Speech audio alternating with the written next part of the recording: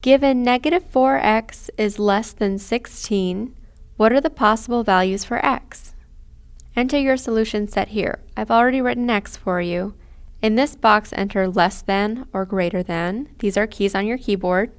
The less than is what you get when you hit shift, comma, and the greater than is what you get when you hit shift, period. And then enter the number that x is greater than or less than in this box. And let me just show you really quickly on my keyboard. To get the less than symbol, I would hit shift and then this key. And to get the greater than symbol, again, I would hit shift and then this key.